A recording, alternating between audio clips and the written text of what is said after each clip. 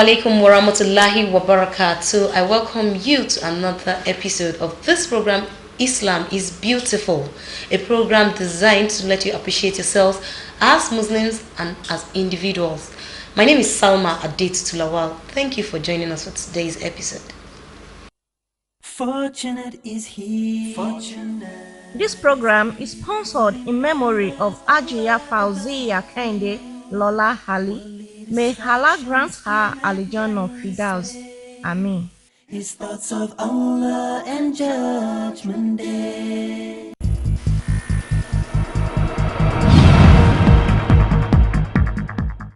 Assalamu alaikum. Thank you for still being there.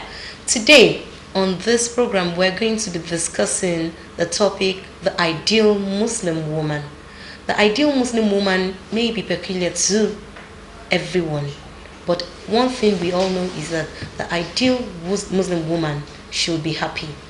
Now, we are going to be taking it from the Quran and the Sunnah, what the Quran wants an ideal Muslim woman to look like, act like, and be like. To do this chit-chatting with me today, I have with me in the studio Sisters Alima. Assalamu alaikum wa rahmatullahi wa barakatuh. The Afsa. Assalamu alaikum. Astagania. Assalamu alaikum wa rahmatullahi wa barakatuh. As we must all know, the first condition, or the only condition to being a Muslim, is to have an authentic and sound creed. And that must be in accordance with the Quran and the Sunnah. And that we are using to discuss the topic today, the ideal Muslim woman. Sister Gania, can a Muslim woman be happy? And if she can, what are the things that makes an ideal Muslim woman? Now, an ideal Muslim woman will be a woman. Well, to be happy, she has to first and foremost know that happiness lies in Allah. Happiness lies in being a sincere Muslim. Happiness lies in following Allah's injunctions and orders, as well as the Sunnah of Prophet. So, being happy, she should know that the number one thing is for her to be a hope and doing Muslimah. She should observe her Salah, her Zakah, go to fast Ramadan and perform the holy pilgrimage if she can do that. So, being the basis, then every other thing will rest on that. The fact that a Muslim woman she might be married, or single, or being a normal lady or sister, but the fact that she will be under somebody's authority, either the father or the husband, and she being submissive to that authority adds to her happiness, because it's in that she's been brought up. So knowing that being happy is something that it's spiritually inclined, because it has to do with being a complete Muslim, then she can always be happy, amongst other things. So she can be happy. If she can be happy, now, are there conditions for her to fulfill to make her attain that statement called an ideal Muslim? MashaAllah. There are 1,001 conditions that ideal Muslim woman must meet up with to be an ideal Muslim woman. But I will want to stress the point that just a natural way of living can make you an ideal Muslim woman. It's not something that is so forceful, it's not something that is so detrimental. It's just following the Sunnah and the Quran that makes following the rules and regulations subtly, not living life in the worldly part of life. So, if I use those Islamical stipulated ways of managing this situation to plan and I achieve it, I will be happy. Yes. Like, when you want to marry, you marry a Muslim man, you marry a Muslim man that understands the deen, so that when you deviate a little, will pull you back. You marry a Muslim man that understands the deen, that the deen can be passed on to your children. If you and the man understand the deen and use the deen to bring up your children, then you have ideal Muslim kids. And that's my target. So if I do it the way it should be done, Islamically, I'll meet up with my target and I'll be happy. Alhamdulillah, that is a very good summary. So when you're not happy, you're not an ideal woman. That means an ideal woman should be happy. Now, can an ideal Muslimah be social? Sister Alima. MashaAllah. Of course, an ideal woman can be social. We are social. Looking at us, we look social. An ideal woman should be social. Islam is not a dirty religion. Islam does not restrict you from being who you are. Allah has made us in such a way that coming to this world, we place certain priority in front of others. Now, being a Muslimah, apart from being a woman, you have a responsibility to your family, your immediate family, that is where you're coming from. Then you have another responsibility to the society. So you have to make yourself happy. You have to be social. You don't have to, because you're a Muslimah, you don't have to seclude yourself. You have to come out and be who you are. Be pleasant. And be pleasant. Be happy. Just like my sisters have said, you have to be happy. And being happy radiates a lot. Because when you're not happy, people run away from you. Okay. So being a Muslimah, you can't be social too, from my own point of view, because in fact the whole life itself is built on the fact that when you are alive, you should appreciate the fact that you see every day as it comes. So make yourself happy. Be social. But stressing the point of being social, these things still goes down, it boils down to rules and regulations. For example, I have to be social, I have to pleasant talking to a male, does not mean I'll talk to the male like I talk to my husband. Yes. There's always a barrier, there's always a gap, A guideline. there's always a guideline to how you do things. Just follow the sunnah and you have it peacefully. Alhamdulillah, if a Muslimah can be social, now we have some things that we regard as being social: going out, attending parties, not necessarily Islamic parties. Now, is there a way we can Islamize our social life, the normal social life, like going to the cinema? Is there a way we can Islamize these things to make it appreciable? Do you understand? This is Very well. It can be done. Because being social, they have said, in the way people view it, like going to parties and all, invitations could come to you, you are invited to so and so. The first thing you do as an ideal Muslim woman that want to be happy is to look at what is this gathering for. Okay, it's a birthday party, it's normal. There's no ill thing attached. It's a wedding, it's an anniversary. Those are the normal things. So by the time you go there, you attend, you sit in a way that everybody know you're a Muslim. There can be music all around all those things, but you just stay in your way. You know that you have just stay in your little corner and observe. You can't go and dance. You could be there. You'll be there by honoring the invitation, but you behave according to the ethics of a Muslim woman. So being like that, people will not say she's not social because she did attend the party, but because she has rules, she didn't do some things, and I think we can call her social. Okay, so as a Muslimah, I'm not missing anything. No, you're not. We're not. Rather, you're gaining more. You're gaining. And that is the reason why we live, to worship Allah, to gain the pleasure of Allah. And you will gain the pleasure of Allah only if you're submissive to your authority. Yes. May Allah subhanahu wa ta'ala make us very good Muslimah. And then what is talking about the dressing, of course, we know what the Quran says, but some people still go ahead and say that, okay, as the Muslimah, I can still, as long as I pray, I do the things that I'm supposed to do, I don't have to do the hijab.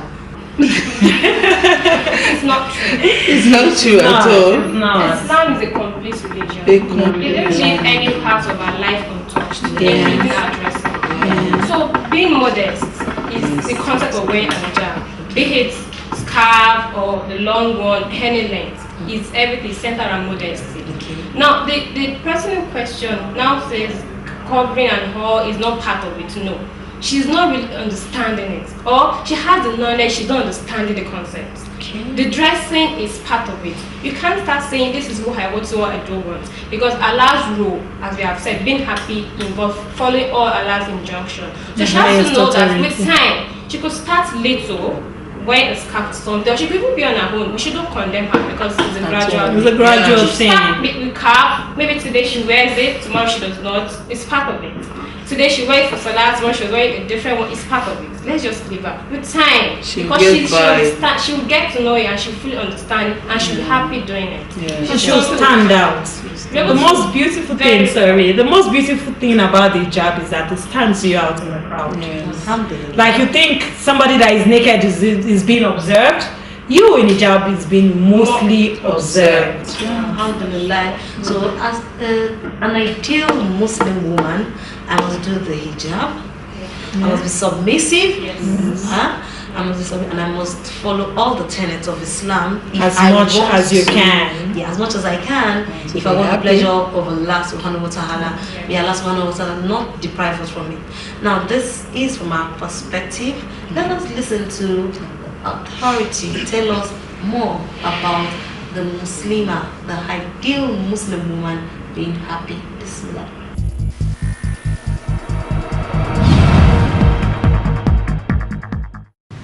أعوذ بالله من الشيطان الرجيم بسم الله الرحمن الرحيم أشهد أن لا إله إلا الله وحده لا شريك له وأشهد أن محمدا عبده ورسوله. An ideal Muslim, who is she? She is a believer in the kalima. She is a worker of the kalima. And what is that kalima? The kalima La ilaha illallah Muhammadur Rasulullah. It entails negation and affirmation. You negate all other things. Then you affirm the existence, the sovereignty of Allah subhanahu wa ta'ala. How do you work the kalima? You work the kalima by affirming that Allah is the sole authority in everything in your life. In other words, you will not follow any other authority except the authority of Allah subhanahu wa ta'ala. An ideal Muslimah, if she's a daughter, she's best of daughters. If she is a wife, she is the best of wives. And if she's a mother, she's the best of mothers. And within her community, she's the best because she always makes a difference. She always makes a difference wherever she is. Because our guiding principle will be that kalima I've just mentioned now. That is, there is no other authority. She will constantly ask herself, am I supposed to do this? Am I supposed to do that? Where I am I supposed to be here? Am I supposed to engage in what I'm engaging in right now? So, an ideal Muslimah, in as much as you imbibe the culture of the kalima, then you become the best of creature. Some people, by the time they put on the hijab, they have done it all. And in fact, if you cover your face, in fact, you have become a perfect being. But hijab is just one of the prerequisites. It's just one of the prerequisites of becoming an ideal Muslimah. Do you know that some people are out there who are not covering themselves and they are one of the ideal Muslimah? We can call them ideal Muslimah because they abide by the principle of the kalima. So, my sisters in Islam, وَلِبَاسُ تَقْوَ ذَلِكَ الْخَيْرُ. The raiment of piety is the best. If you put on hijab, then let us know, let us see, let it reflect in what you do. Because we have the inner and the outer garments. The inner is the most important aspect of our garment. And that is what Allah emphasizes in the Quran, that وَلِبَاسُ تَقْوَ ذَلِكَ خَيْرٌ. Because some of the time we always emphasize on hijab. But this hijab, what does it bring out? Should illuminate wherever it appears. Because the kalima is a revolutionary statement. Wherever it goes, wherever it enters. Remember, when it enters Mecca, the people of Mecca refused it because they knew it is a U-turn. They knew by accepting the kalima, they were making a total U-turn from their former way of life to a new life. They are not sure, they were living in between fear and hope. They were not sure of what was going to happen to them.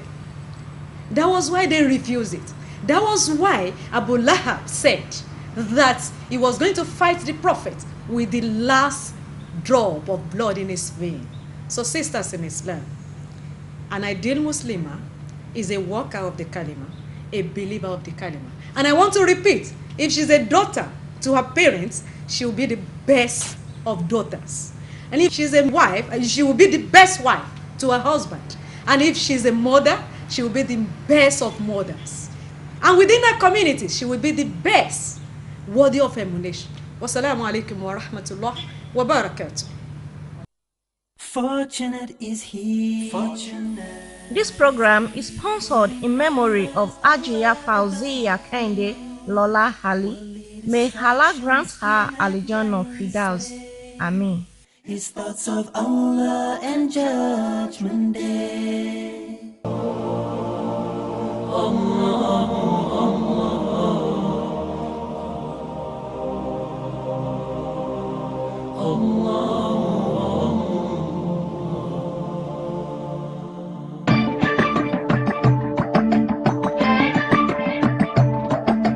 Oh Allah the Almighty, Allahu Allah, protect me and guide me, Allahu Allah, oh to your love and mercy, Allahu Allah, Ya Allah don't deprive me, Allahu Allah, from beholding your beauty, Allahu Allah, oh my Lord accept this plea, Allahu Allah.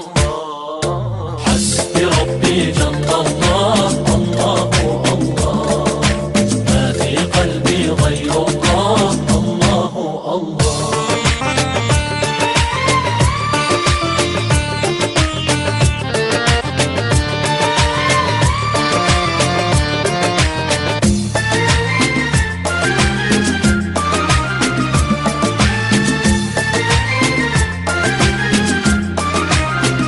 वो तन्हा कौन है अल्लाह अल्लाह बादशाह वो कौन है अल्लाह अल्लाह मेहरबा वो कौन है अल्लाह अल्लाह क्या ऊंची शान है अल्लाह अल्लाह उसकी सब निशान है अल्लाह अल्लाह सब दिलों की जान है अल्लाह अल्लाह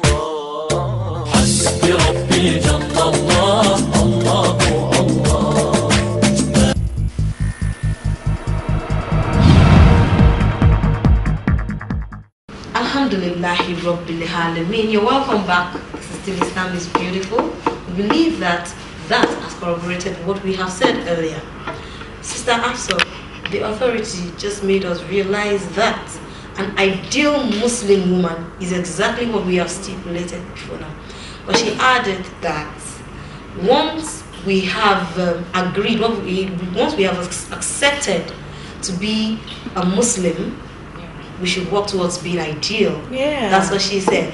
Meaning that every Muslim woman should work towards being an ideal Muslim woman, right? An exemplary one. An exemplary one. Now, if we say ideal, the words here are exemplary. Yes. Now, if you are a Muslim and you're finding it difficult to do this, to attain this ideal that we are talking about here, Sister Alima, what are the things you think she can be doing to help? Because we know a lot of women want to be ideal, but I don't know, somehow it's difficult. What are the things you think can help? One of the things that can help is what we're doing now. Okay. This educating. Okay.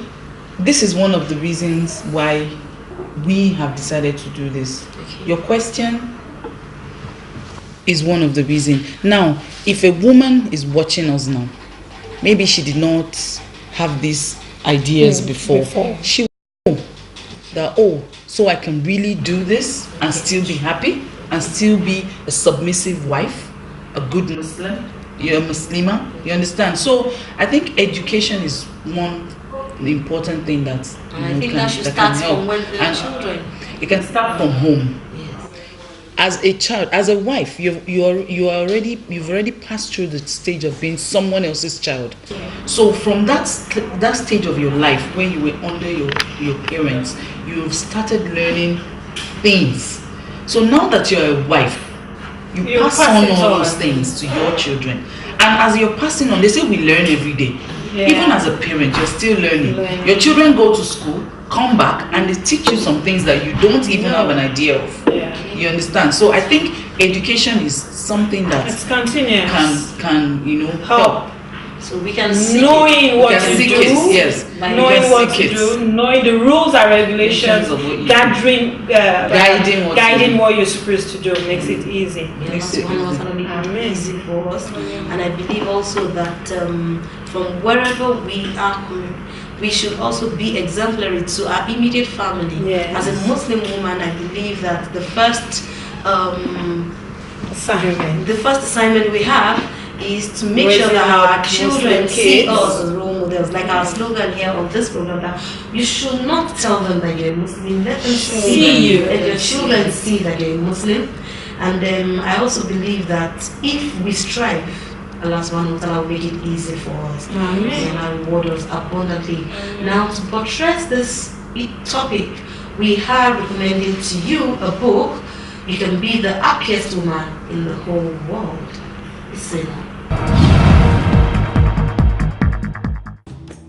On our Read a Book segment today, we will be recommending to you a book titled You Can Be the Happiest Woman in the World. Written by Dr. Aid Al-Qarni, it is a combination of Quranic verses, prophetic sayings, sincere advice, objective stories, thoughtful ideas, and faithful experiments that would guide you women to the right path, which leads to comfort, content, assurance, love, and happiness in this life and in the hereafter. The careful assimilation and punctual application of the content of this book after having steadfast faith in Allah and asking His refuge at times of both ease and hardship will definitely help every reader not only to achieve the above basic objective, but also become among the happiest women on earth. We implore every Muslim woman who is content with Allah as her Lord, Islam as her religion, and Muhammad as her prophet to pick this book today and read and imbibe. Remember, readers are leaders. Alhamdulillahi Rabbil Alameen, that is the book we are recommending to you for this week. Now to our question for this week.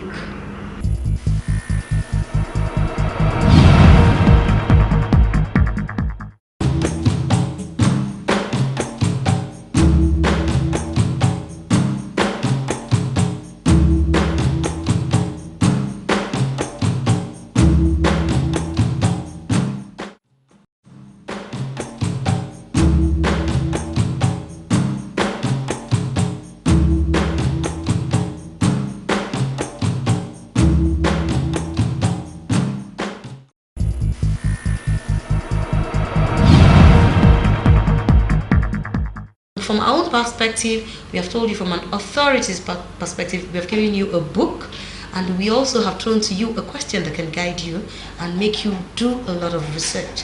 Islam is a beautiful religion. We believe that the way we present ourselves as Muslims go a long way to make people appreciate us. May Allah subhanahu wa ta'ala make it easy for us. Amen. Thank you for joining us. From my sisters and I here, we say thank you to everyone who made this program possible today, the crew, the sponsors, everybody. May Allah reward you all abundantly. We ask you to join us again for another enlightening episode next week. In the meantime, we say Assalamu alaikum wa rahmatullahi wa barakatuh. Fortunate is he. Fortunate. This program is sponsored in memory of Hajiya Fauziya Kehinde Lola Hali. May Allah grant her Al-Jannah Firdaus. Amen. His thoughts of Allah and Judgment Day.